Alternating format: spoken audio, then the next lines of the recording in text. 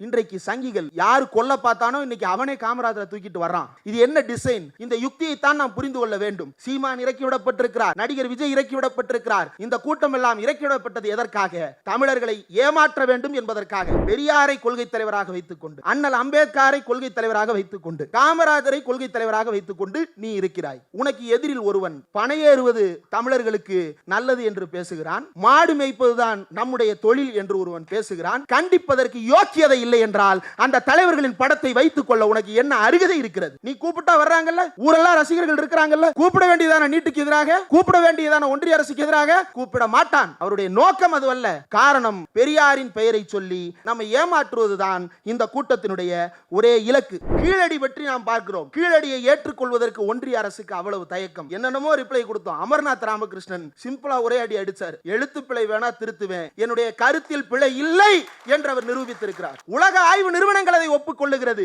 எந்த அறிவும் இல்லாமல் கோமியம் குடித்துக் கொண்டிருக்கின்ற கோபுரத்தில் உட்கார்ந்து இருக்கிற உனக்கு அது எட்டாது என்றால் அது எட்டினால் தான் ஆச்சரியம். காமராஜரை பற்றி பாஜக கொந்தளிக்கிறது. தமிழிசை சவுந்தரராஜனுக்கு கொந்தளிப்பு என்ன, நயினார் நாகேந்திரனுக்கு கொந்தளிப்பு என்ன, பக்கத்திலேயே பாஜகவை வைத்துக் கொண்டு எடப்பாடிக்கு பரிதவிப்பு என்ன? அவர் வீட்டில் இருக்கிறார் என்பதை உறுதி செய்து கொண்டு வீடு தேடி வந்து பெட்ரோல் வீசி உயிரோடு எரித்துக் கொள்ள வந்த கூட்டம் இந்து மகாசபை கூட்டம். RSS காரர்கள் சீக்கியரை போல வேடமிட்டு சீக்கியர்கள் மத்தியிலும், முஸ்லிம்கள் போட வேடமிட்டு முஸ்லிம்கள் மத்தியிலும், ஜாட்டுகளை போல தோற்றமளித்துக் கொண்டு ஜாட்டுகள் மத்தியிலும் சாதிவாரியாக தங்களுடைய ஊடுருவலை செய்கிறார்கள். அந்த ஊடுருவலின் வெளிப்படையான முகம்தான் இங்கே இருக்கக்கூடிய சீமான் என்கின்ற நாக்பூர் அடிவருடி. அதை நாம் அம்பலப்படுத்துகிறோம் என்கின்ற காரணத்தால் தான் நான் மரத்துக்கு கூட்டம் நடத்துறேன், மாட்டுக்கு கூட்டம் நடத்துறேன். ஏன்னா அதுதான் உன்னை எதிர்த்து கேள்வி கேட்காது, தாராளமா பேசு. அவனுக்கு பனைமரத்துல கல்லு குடிக்கணும்னு ஆசை, குடிச்சா போலீஸ் பிடிச்சிரும்னு தெரியும். உடனே என்ன பண்றது? பெர்மிஷன் வாங்கிட்டு போராட்டமா நடத்துறது. வெக்கமே இல்லாம இன்றைக்கு உத்தரப்பிரதேசத்துல KFC பூரா அடிச்சு நொறுக்கி இருக்கிறான். எதுக்கா? நம்ம ஆடி மாசம் கூழ் ஊத்துவோம்ல, அவன் ஆடி மாசம் விரதம் இருப்பான் போல. நான் விரதம் இருக்கிறப்ப நீ எப்படா கறி விக்கலான்னு கறிக்கடை போய் அடிக்கிறான். நீ திங்கலனா மூடிட்டு வீட்டுல உட்காரு, அடுத்தவன் திங்கிறதுல உனக்கு என்ன நோவுது? பார்வையாளர்களாகிய வாசகர்களாகிய உங்கள் அனைவரையும் முதலில் வருக வருக என்று அன்போடு வரவேற்க கடமைப்பட்டிருக்கிறோம். ஏனென்றால் நம்முடைய ஊடகங்களின் சார்பில் பேரலை ஆகட்டும், யூடியூப் ரூட்டஸ் ஆகட்டும், அரண்சை ஆகட்டும், ட்ரைப்ஸ் தமிழ் ஆகட்டும், அருவி ஆகட்டும், டேக் லெஃப்ட் ஆகட்டும், இந்த ஊடகங்களின் சார்பிலெல்லாம் நாம் நம்முடைய நிகழ்ச்சிகளை ஒருங்கிணைக்கின்ற பொழுது அந்த நிகழ்ச்சிகளுக்கு மக்கள் தருகின்ற வரவேற்பு, அது வேலை நாளாக இருந்தாலும் இந்த அரசியல் கடமை ஆற்றுவதும் எங்கள் வேலைதான் என்பதை தொடர்ந்து உணர்த்தி கொண்டிருக்கின்ற உங்கள் அனைவருக்கும் எங்களுடைய நெஞ்சார்ந்த நன்றிகளை தெரிவித்துக் கொள்வதற்கு நாங்கள் அனைவரும் கடமைப்பட்டவர்களாக இருக்கின்றோம். இடையில் ஏன் இந்த தொய்வு? சில நாட்களாக கூட்டம் நம்மால் நடத்த முடியாமல் போனது என்றால் அதற்கு முக்கியமான காரணம், ஒவ்வொருவரும் வெவ்வேறு வகையான கூட்டங்களுக்கு தனித்தனியாக திராவிட இயக்கங்கள் என்று எடுத்துக்கொண்டாலே திராவிடர் கழகம், திராவிடர் விடுதலை கழகம், திராவிட இயக்க தமிழர் பேரவை, தந்தை பெரியார் திராவிடர் கழகம் என்று வெவ்வேறு திராவிட இயக்க மேடைகளில் தொடர்ந்து நாம் பங்களிப்பினை செலுத்தி கொண்டுதான் இருக்கிறோம். அதனால் தனிப்பட்ட முறையில் நம்மால் கூட்டத்தை ஒருங்கிணைக்க முடியவில்லையே தவிர வேறு எந்த காரணமும் கிடையாது. தொடர்ந்து இந்த வேலைகளை நாம் செய்து கொண்டிருக்கும் பொழுது தோழர் மதிவதனி அவர்கள் மீதான தாக்குதல் என்பது தொடர்ந்து திட்டமிட்ட வகையில் நடத்தப்பட்டு கொண்டிருக்கிறது. குறிப்பிட்ட 2-3 மாத இடைவெளியில் ஒவ்வொரு இடைவெளியிலும் தோழர் மதிவதனியின் மீதான தாக்குதல் அதிகரித்துக் கொண்டே இருக்கிறது. இந்த தாக்குதல் நடைபெறுகின்ற அதே காலகட்டத்தில் அவருடைய முகநூல் பதிவுகளை நீங்கள் எடுத்து பார்த்தீர்கள் என்றால் குழந்தைகள் புடை சூழ அவர் காட்சி தருவார்.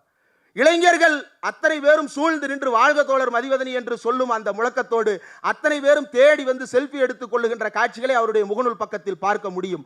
அவ்வளவு இளைஞர்களையும் அவர் ஈர்த்து கொண்டிருக்கிறார் என்பதை பார்க்க முடியாமல் அந்த பார்ப்பன கண்கள் வியர்த்து வடிகின்றன. அந்த பார்ப்பன கண்களுக்கு மருந்து போடுகின்ற வேலையும் கடமையும் நமக்கு இருக்கிறது என்கின்ற காரணத்தால் இந்த கூட்டத்தை நாம் இந்த நேரத்தில் ஒருங்கிணைத்திருக்கின்றோம்.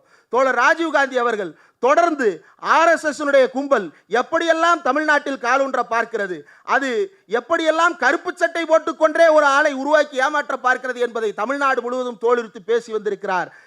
இப்போதும் கூட கோவையில் எடப்பாடி பழனிசாமியை வழி நடத்துகின்ற வகையில், எடப்பாடி பழனிசாமிக்கு சுட்டி காட்டுகின்ற வகையில் மாணவர்களுடைய ஆர்ப்பாட்டம் ஒன்றையும் அவர் ஒருங்கிணைத்திருக்கிறார். கீழடி விவகாரமாக இருக்கட்டும் அல்லது கீழே கிடக்கின்ற பழனிசாமி விவகாரமாக இருக்கட்டும், எதுவாக இருந்தாலும் முதல் குரல் திராவிட முன்னேற்ற கழகத்தினுடைய மாணவர்களின் குரலாக ஒலித்துக் கொண்டிருக்கிறது. இது அந்த பார்ப்பன கண்களை உறுத்துகிறது. அந்த கண்களுக்கு மருந்து போட வேண்டிய கடமை நமக்கு இருக்கிறது. இந்த நேரத்தில் நாம் ஏன் இந்த சுயமரியாதை பிரச்சாரத்தை செய்ய வேண்டும்? ஏன் இவர்களை எல்லாம் ஆதரிக்க வேண்டும்? ஏன் தமிழ்நாட்டின் மரபுகளை எல்லாம் மறுபடியும் பேசத் தொடங்கி இருக்கிறோம் என்பதை கொஞ்சம் சிந்தித்து பார்க்க வேண்டும். தந்தை பெரியார் பேசினார், அப்படி பேசினாரே நீ இப்படி செய்தாயா, இப்படி பேசினாரே நீ அப்படி செய்தாயா என்று வரிந்து கட்டி கொண்டு வரிசையாக கிளம்பி இருக்கிறார்கள் சங்கிகளும் ஜாம்பிகளும். இந்த சங்கிகளும் ஜாம்பிகளும் வேறு வேறு அல்ல, வேறு வேறு சட்டை போட்டுக்கொண்ட ஒரே அமீபா கிருமிகள் தான் இவை இரண்டுமே தவிர வேறு வேறு ஆனவை அல்ல.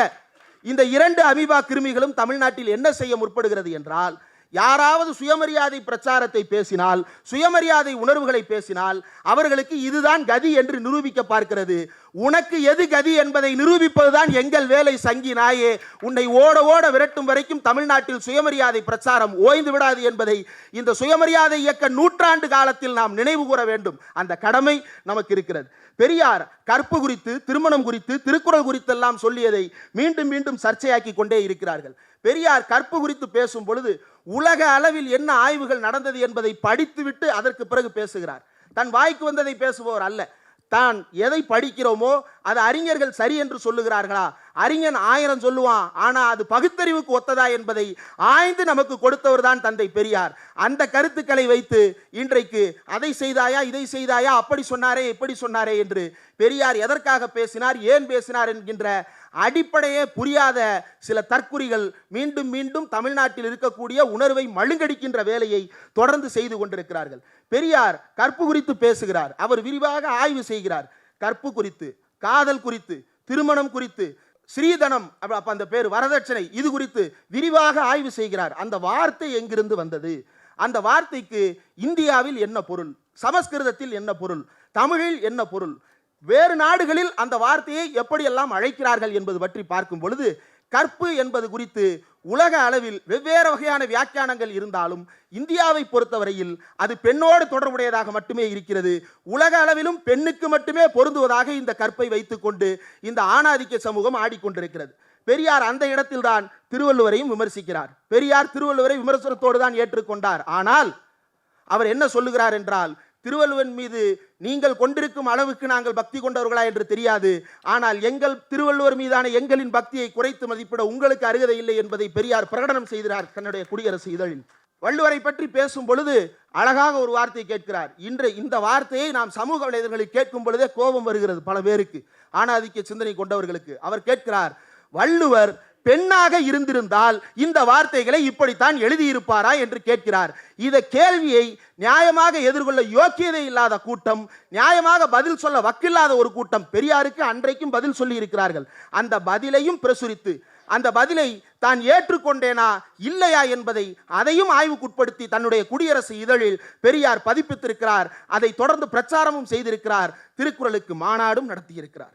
தமிழர்களுக்கு ஒழுக்கம் குறித்து திருக்குறள் தான் சொல்லுகிறது என்று சொல்லுகிறார்கள். நான் ஒன்றை மட்டும் சொல்லிக்கொள்ள விரும்புகிறேன். திருக்குறள் எழுதப்பட்ட காலத்தில் வள்ளுவருக்கு பல கருத்துக்கள் சரி என்று பட்டிருக்கலாம். இந்த கன்சன பாப்பானுக்கு பெரியார் கொடுத்தது கிடையாது.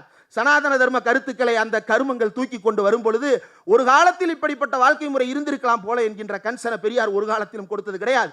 திருவள்ளுவருக்கு அதை கொடுக்கிறார். ஏனென்றால் வள்ளுவர் நம்மாளு என்கின்ற உணர்வு தந்தை பெரியாருக்கு இருந்தது. அவர் சொல்லுகின்ற தெரிவிக்கின்ற கருத்துக்கள் 2000 ஆண்டுகளுக்கு முன்னால் சொல்லப்பட்டவை.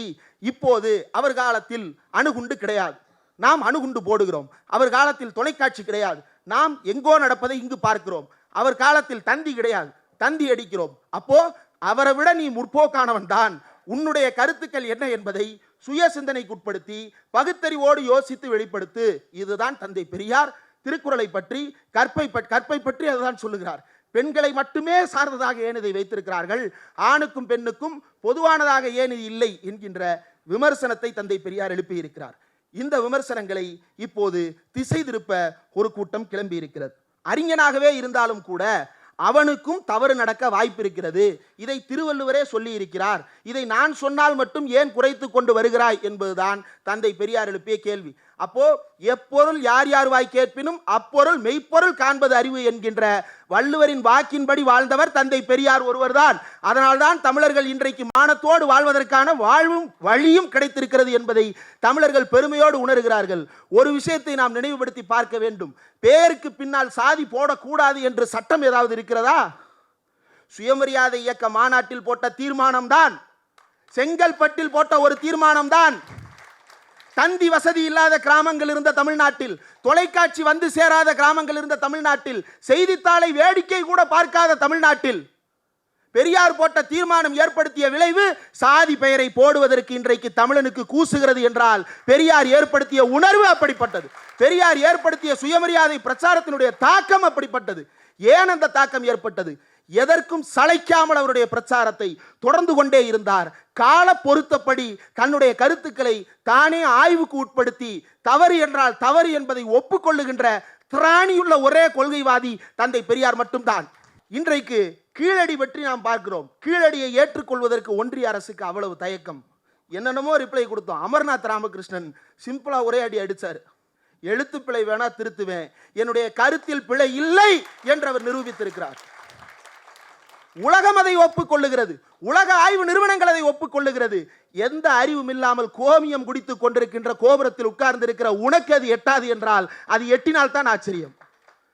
நீ இதை உடனே ஏற்றுக்கொண்டால் தான் நாம் சந்தேகப்பட வேண்டுமே தவிர நீ இதை மறுத்ததில் எங்களுக்கு எந்த சந்தேகமும் கிடையாது.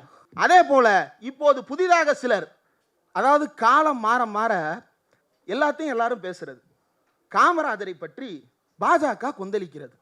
தமிழிசை சவுந்தரராஜனுக்கு கொந்தளிப்பு என்ன, நயினார் நாகேந்திரனுக்கு கொந்தளிப்பு என்ன, பக்கத்திலேயே பாஜகவை வைத்துக் கொண்டு எடப்பாடிக்கு பரிதவிப்பு என்ன? அவர் வீட்டில் இருக்கிறார் என்பதை உறுதி செய்து கொண்டு வீடு தேடி வந்து பெட்ரோல்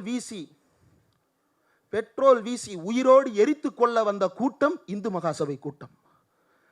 கேட்டு கேட்டு எரித்திருக்கிறார்கள், இதுதான் காமராஜ் வீடா, இதுதான் காமராஜ் வீடா என்று. அப்போது காமராஜருக்கு நேர்ந்த அந்த கொடுமையை கண்டிக்கின்ற ஆற்றல் பெற்ற ஒரே தலைவராக தந்தை பெரியார் தான் இருந்தார். பெரியார் தான் அவர்களை அம்பலப்படுத்தினார். அப்போதே காமராஜர் கொலை வழக்கு என்று புத்தகத்தையும் வெளியிட்டது திராவிடர் கழகம் தான். இன்றைக்கு சங்கிகள் யாரு கொல்ல பார்த்தானோ இன்னைக்கு அவனே காமராஜரை தூக்கிட்டு வர்றான்.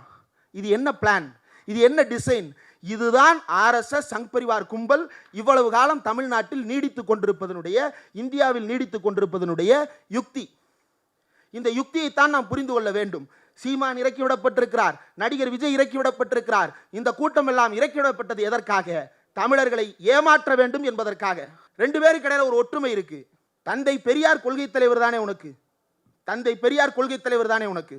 பெரியாரை கொள்கை தலைவராக வைத்துக்கொண்டு, அண்ணல் அம்பேத்கரை கொள்கை தலைவராக வைத்துக்கொண்டு, காமராஜரை கொள்கை தலைவராக வைத்துக்கொண்டு நீ இருக்கிறாய். உனக்கு எதிரில் ஒருவன் பனையேறுவது தமிழர்களுக்கு நல்லது என்று பேசுகிறான், மாடு மேய்ப்பதுதான் நம்முடைய தொழில் என்று ஒருவன் பேசுகிறான். கண்டிப்பதற்கு யோக்கியதை இல்லை என்றால் அந்த தலைவர்களின் படத்தை வைத்துக் கொள்ள உனக்கு என்ன அருகதை இருக்கிறது? தமிழ்நாட்டில் இவ்வளவு காலமாக திராவிட இயக்கம் வளர்த்து கட்டி காத்த பெருமைகளை எல்லாம் எடுத்த எடுப்பில் கேள்வி கேட்கிறேன் என்று புகழை வைத்துக் கொண்டு, இவ்வளவும் எதன் பெயரால்? திரைப்படத்தின் மூலமாக தான் சம்பாதித்த புகழை வைத்துக் கொண்டு, அந்த புகழை இந்த தமிழர்களுக்கும் தமிழ்நாட்டுக்கும் பிரயோஜனப்படுகின்ற வகையில் நீ பயன்படுத்தி இருந்தால், இன்றைக்கு நீட் தேர்வுக்கு எதிராக ஒரு கூட்டத்தை தமிழ்நாடு தழுவிய அளவில் நடத்தினால் யார் வேண்டாம் என்று சொல்ல போகிறார்கள்? நீ கூப்பிட்டா வர்றாங்கல்ல, ஊரெல்லாம் ரசிகர்கள் இருக்கிறாங்கல்ல, கூப்பிட வேண்டியதான நீட்டுக்கு எதிராக, கூப்பிட வேண்டியதான ஒன்றிய அரசுக்கு எதிராக கூப்பிட மாட்டான். அவருடைய நோக்கம் அதுவல்ல. காரணம், பெரியாரின் பெயரை சொல்லி நம்மை ஏமாற்றுவதுதான் இந்த கூட்டத்தினுடைய ஒரே இலக்கு. இதை நாம் சொன்னால்தான் திரிக்கிறார்கள். 2023-24 வேளாண் போராட்டத்தை தலைமையேற்று நடத்திய விவசாயி ராகேஷ் டிகாயத் அவர் சொல்லுகிறார், உத்தரப்பிரதேசத்திலும் பீகாரிலும் அவர் பேசுகிறார், ஆர்எஸ்எஸ் காரர்கள் சீக்கியரை போல வேடமிட்டு சீக்கியர்கள் மத்தியிலும், முஸ்லிம்கள் போல வேடமிட்டு முஸ்லிம்கள் மத்தியிலும், ஜாட்டுகளை போல தோற்றமளித்துக் கொண்டு ஜாட்டுகள் மத்தியிலும் சாதி வாரியாக தங்களுடைய ஊடுருவலை செய்கிறார்கள். அந்த ஊடுருவலின் வெளிப்படையான முகம்தான் இங்கே இருக்கக்கூடிய சீமான் என்கின்ற நாக்பூர் அடிவருடி. அதை அம்பலப்படுத்த வேண்டிய பொறுப்பு நமக்கு இருக்கிறது. அதை நாம் அம்பலப்படுத்துகிறோம் என்கின்ற காரணத்தால் தான் காடு மேடுகளில் எல்லாம் போய் நான் மரத்துக்கு கூட்டம் நடத்துறேன், மாட்டுக்கு கூட்டம் நடத்துறேன். ஏன்னா அதுதான் உன்னை எதிர்த்து கேள்வி கேட்காது. தாராளமா பேசு. மானம் உள்ள மனுஷன் கேள்வி கேட்பான், மாடு கேட்காது. ஆக நீ மாட்டுக்கு தாராளமாக நடத்து.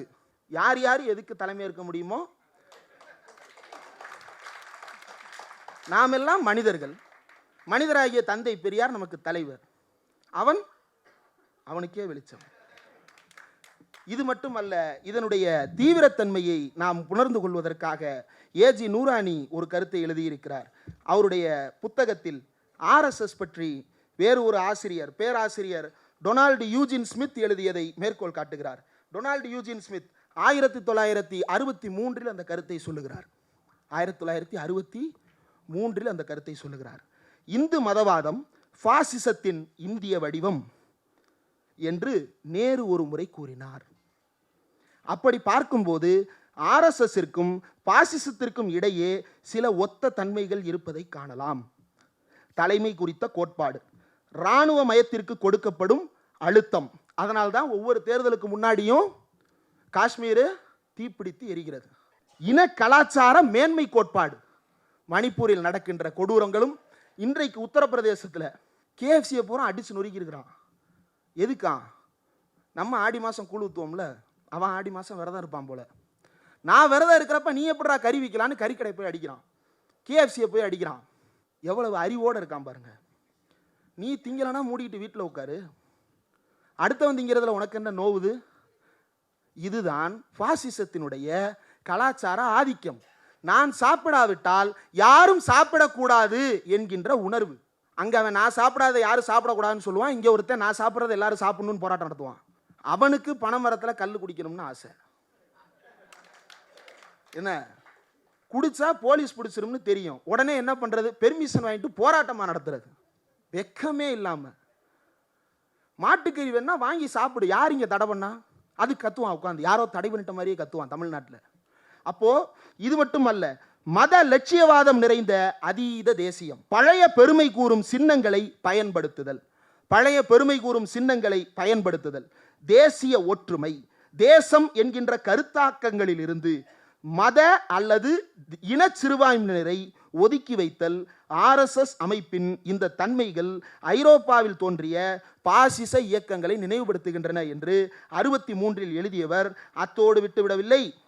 மாறாக உண்மையில் அரசு அதிகாரம் நேரடியாகவோ ஜனசங்கத்தின் மூலமாகவோ அதனுடைய கைக்குள் வரும்போது 63 அப்ப அவன் ஒரு ஆள் கிடையாது சொல்றார். ஒருவேளை அரசு அதிகாரம் நேரடியாகவோ ஜனசங்கத்தின் மூலமாகவோ அதன் கைக்கு வரும்போது ஆர்எஸ்எஸ் எப்படி எதிர்வினையாற்றும் என்பதை கூறவே முடியாது. இப்படி ஆர்எஸ்எஸ் குறித்து உலக அளவில் பேராசிரியர்கள், அறிஞர்கள் இந்தியர்களுக்கு எச்சரிக்கை விடுத்துக் கொண்டே இருக்கிறார்கள். ஆனால் நம்முடைய நீதிமன்றத்தில் இந்துத்துவா என்கின்ற பெயரில் நாம் ஓட்டு கேட்கலாமா கேட்கக்கூடாதா, மக்கள் பிரதிநிதித்துவ சட்டத்தின்படி சரியா, அரசியலமைப்பு சட்டத்தின்படி சரியா என்று நீதிமன்றத்தில் நாம் வழக்கு போட்டால் அந்த வழக்கு 20 ஆண்டுகளாக கிடப்பில் இருக்கும். கிடப்பிலிருந்து எடுத்ததற்கு பிறகு அது திடீர்னு அத்திவரதராக பூத்துவிடும். ஓட்டு கேட்கலாமா கூடாதா அதை பற்றிலாம் தெரியாது, எதுவுமே சொல்ல மாட்டாங்க. மாறாக மௌனம் காக்கும். அந்த மௌனம் எப்போது கலையும்? அதை யாராவது அம்பலப்படுத்தினால் அதன் மௌனம் கலையும். யார் மௌனம் கலையும்? ஆர்எஸ்எஸ்ஸினுடைய மௌனம் மட்டுமல்ல, கோர்ட்டுகளினுடைய மௌனமும் கலையும். மத பெரும்பான்மை, ஏஜி நூரானி, மத பெரும்பான்மை நாடாளுமன்றத்தில் அரசியல் பெரும்பான்மை பெற்று கட்டுக்கடங்காத அரசு அதிகாரத்தை செலுத்தி வருகிறது. அரசியலமைப்பு சட்டமும் நீதிமன்ற தலையீடும் ஓரளவுக்குத்தான் இதை தடுக்க முடியும். சிறுபான்மையினர் நடத்தும் கல்வி நிலையங்களில் தன்னாட்சி அதிகாரம் குறித்து முதலில் நல்ல தீர்ப்புகளை கொடுத்த உச்சநீதிமன்றம். நாம ஏன் சந்திரசூட்டை கொண்டாடினோம்? ஒரு கட்டத்தில் ரஞ்சன் கோகாயை கூட ஆஹா என்றுதான் பார்த்தோம். நீங்க ஆஹா என்று வாய் விளக்கும் நேரத்தில் உள்ளுக்குள்ள மண்ணலி போட்டுருவாங்க. அவ்வளவுதான் நீதிமன்றங்கள். அயோத்தி குறித்த வழக்கில் நீதிபதிகள் மத ரீதியாக பிரிந்து தீர்ப்பு வழங்கினார்கள். இப்படி நீதிமன்றங்களை தன்னுடைய செல்வாக்கின் பிடிக்குள் இருக்குகின்ற வேலையை பாஜக செய்து கொண்டிருக்கிறது என்பதை நாம் மட்டுமல்ல, உச்சநீதிமன்றத்தினுடைய பார் அசோசியேஷன் தலைவராக இருக்கக்கூடிய திரு கபில் சிபல் அவர்களே சொல்லி இருக்கிறார். யாரு அதுக்கெல்லாம் துணை போனார் என்று நாம் நினைத்தோமோ ஒரு காலத்தில் அவரே சொல்லுகிறார் இதுதான் நடக்கிறது என்று. ஆக இந்தியாவில் இருக்கக்கூடிய அதிகார மட்டங்கள் அத்தனையிலும் இந்த ஆர்எஸ்எஸ் இந்துத்துவா ஊடுருவி இருக்கிறது. கலாச்சார மட்டங்கள் அத்தனையிலும் ஆர்எஸ்எஸ் இந்துத்துவா ஊடுருவல் கிளைத்திருக்கிறது.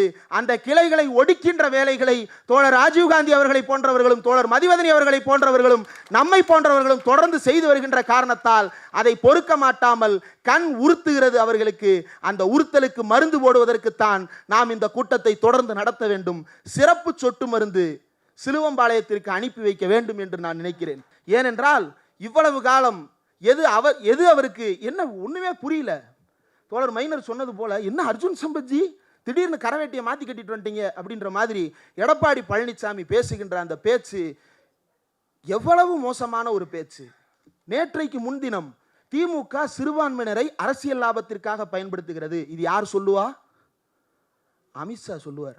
எங்க சொன்னார்? ஆந்திராவில், தெலுங்கானாவில், கர்நாடகாவில், மகாராஷ்டிராவில், ஒடிசாவில் சொன்னார்கள். அதை இங்கே அவன் வந்து சொன்னா நாம கண்டுபிடிச்சிருவோம். ஏன்னா இந்த ஆசிடா பேஸான் டெஸ்ட் பண்றதுக்கு லிட்மஸ் பேப்பர்னு ஒன்று வச்சிருப்போம். என்ன அதில் போட்டோம் அப்படின்னா ஆசிடுக்கு ஒரு கலர் மாறும், பேஸுக்கு ஒரு கலர் மாறும் இல்லையா? தந்தை பெரியார் அப்படி ஒரு பேப்பரை நம்ம கையில் கொடுத்துட்டு போயிருக்கிறார். பேப்பர் அல்ல, அது ஒரு நூல். அதை பார்த்தோன்னே கண்டுபிடிச்சிருவோம் இது ஆசிடா அல்லது அருந்துகின்ற தண்ணீரா என்று. ஆக அமித்ஷா வகைரா நேரடியாக வந்தால் நாம் கண்டுகொள்வோம் என்று இப்படிப்பட்ட பிராக்சிக்கலை இறக்கி கொண்டிருக்கிறார்கள். அந்த பிராக்சிக்கலில் ஒருவராக மாறியது மட்டும் இல்லாமல் கூச்சமே இல்லாமல் பாஜகவை பக்கத்தில் வைத்துக் கொண்டு கம்யூனிஸ்ட் கட்சியை வான்னா கூப்பிடுவேன். என்ன சார் அவ்வளவு மழுங்கிரும் போல மூளை. இதை வந்து யார் சொல்றான்னா RSS ideology technique and புரோபகண்டா Dravidar Kazhagam வெளியிட்டிருக்கக்கூடிய புத்தகம், 48 வெளியிட்ட புத்தகம் என்று நினைக்கிறேன். ஸ்ரீ கோவிந்த் சகாய் என்பவர் குறிப்பிட்டிருக்கிறார். அதில் என்ன குறிப்பிட்டிருக்கிறார் என்றால், ஸ்டேட் ஆஃப் பெர்பச்சுவல் டென்ஷன், உங்களது மூளையை எப்போதும் ஒரு குழப்பவாதத்திற்குள் தள்ளிக்கொண்டே இருப்பது. அப்படி குழம்பிவிட ஆரம்பித்து விட்டீர்கள் என்றால் எதை நோக்கியும் தெளிவான புரிதல் உங்களுக்கு இருக்காது. எடப்பாடி பழனிசாமிக்கு 32 வழக்குகளை போட்டு மூளையை குழப்பிவிட்டு அவர் எதற்காக அந்த கட்சியில் இருக்கிறார் என்பதை அவரையே மறக்க வைத்து முழு சங்கியாக மாற்றி இருக்கிறார்கள். அப்படிப்பட்ட ஒரு சங்கி பனையூரிலிருந்து புதிதாக வந்திருக்கிறது. பனையூரிலிருந்து மட்டுமல்ல, தைலாபுரத்திலிருந்து புது மூளைச்சலவை ஒன்று கிளம்பி இருக்கிறது. தைலாபுரம் மூளை வந்து ரொம்ப பயங்கரமானது. அவர் பாருங்க, பெரியவர் பலருக்கு விபூதி அடிச்சார். அவருக்கு யார் விபூதி அடிப்பா அப்படின்னு ஊரே காத்துட்டு இருந்தா குறுக்க இந்த கௌசிக் வந்தான்னு மகனே வந்து நிற்கிறார். அப்பா புலம்புகிறார். ஒருத்தருடைய மருத்துவ அறிக்கையை வெளியே சொல்லக்கூடாது சார், அது ரொம்ப தனிப்பட்ட விஷயம். ஆனால் அவரே சொல்றார், எனக்கு இன்னைக்கு நெஞ்சு வலி, எனக்கு இன்னைக்கு மண்டை வலி, எனக்கு இன்னைக்கு சளி, எனக்கு இன்னைக்கு சலதோஷம், எனக்கு இன்னைக்கு ரத்த கொதிப்பு, தினமும் வந்து மருத்துவ அறிக்கை வெளியிட்டு கொண்டிருக்கிறார் ராமதாஸ். ஜெயலலிதா கிட்ட வந்து நம்ம டாக்டர்கிட்ட தான் கேட்டோம், அம்மா மருத்துவ அறிக்கையை கொடுங்கம்மான்னு. இவரே கொடுக்குறாரு. எதுக்கு யார்கிட்டயே கேட்குறீங்க, நானே கொடுக்குறேன், இது பரவாயில்ல. அவர் என்ன ஆனாருன்னு தெரியல. என்ன கேள்வி கேட்டாலும் அது என்ன பாட்டுங்க, போக போக தெரியும். என்ன கேட்டாலும் போக போக, அப்பா அம்மாவுன்னு ஒன்று சரிங்களா, போக போக தெரியும். மீண்டும் தண்ணியில் அவர் ஒன்றுக்கு மட்டும் தான் பதில் சொல்லுவார். நீங்கள் ஆரோக்கியமாக இருக்கீங்களான்னா தண்ணியில் இறங்கவா, நீச்சல் அடித்து காட்டவா. இப்படியாக தமிழ்நாட்டு அரசியலுக்குள் இந்த சங் பரிவார கும்பல் தொடர்ந்து வெவ்வேறு வகைகளில் ஊடுருவிக் கொண்டே இருக்கிறது. இதற்கு எதிராக மண், மொழி, மானம் காக்கின்ற போராட்டத்தை நாம் முன்னெடுத்திருக்கிறோம். சமீபத்தில் தான் ஒரு விஷயத்தை படித்தேன். நிறைவாக இந்த ஒரு கருத்தை மட்டும் சொல்லி விடைபெற்றுக் கொள்ள நினைக்கிறேன். கீழடி அகழ்வாராய்ச்சி நமக்கு தெரியும் இல்லையா, அதை ஏற்றுக்கொள்ளல. இரும்பு காலம் 5300 ஆண்டு காலம், அதை ஏற்றுக்கொள்ளல. இரும்பு காலம் என்று படித்தோம்ல, அப்ப இரும்பு கண்டுபிடிக்கப்பட்டிருக்கு. தமிழர்களுடைய தொல்லியல் எச்சங்களிலிருந்து இரும்பு தெரிந்திருக்கிறது. அந்த இரும்பு என்ன பொருளாக இருந்தது என்று தெரியுமா? வாள். 3 அடிக்கும் நீளமாக இருந்த வாள். 3 அடிக்கு நீளமாக ஒருத்தன் வாள் செய்து வைத்திருக்கிறான் என்றால், அது இரும்பால் செய்யப்பட்டது என்றால், அவன் அதற்கு எத்தனை ஆண்டுகளுக்கு முன்னால் இரும்பை கண்டுபிடித்திருப்பான், அதை எதற்கெல்லாம் பயன்படுத்தி உலகம் முழுவதும் வணிகம் செய்திருப்பான், எவ்வளவு பெரிய சமுதாயமாக அவன் வாழ்ந்திருந்தால் இன்னொரு நாட்டின் மீது படையெடுத்து போவதற்காக வாள் செய்து வைத்திருப்பான். ஆக தமிழர்கள் 5300 மட்டுமல்ல, இந்த 5300க்கும் முன்னால் தமிழர்கள் நாகரிகத்தோடு வாழ்ந்திருக்கிறார்கள் என்கின்ற பெருமையை ஏற்றுக்கொள்ள முடியாத கூட்டத்தோடு இந்த எடப்பாடி பழனிசாமி அவர்கள் கூட்டு சேர்ந்து வந்திருக்கிறார். அவருக்கு தக்க சுயமரியாதை பாடத்தை புகட்ட வேண்டியது நம் ஒவ்வொருவருடைய கடமை. தந்தை பெரியார் சொன்னதுதான், குடியரசு ஏட்டை தொடங்கும் போதே அவர் சொன்னதுதான், நான் மானத்தோடு என்னுடைய கருத்துக்களை தெரிவிக்கின்ற வகையில் என்னுடைய கருத்துக்கள் வெளிவரும், அப்படி இல்லாவிட்டால் இந்த இதழ் செத்து போகும் என்று சொன்னார். இன்றைக்கும் சாகாமல் அது வாழுகிறது என்றால் அவருடைய சுயமரியாதை பிரச்சாரம் வீண் போகவில்லை. வீணாகாத அந்த பிரச்சாரத்தை வீணடிப்பதற்காக சில வீணர்கள் கிளம்பி இருக்கிறார்கள். அந்த வீணர்களை வீட்டுக்கு அனுப்ப வேண்டிய பொறுப்பு நம்மிடம் இருக்கிறது.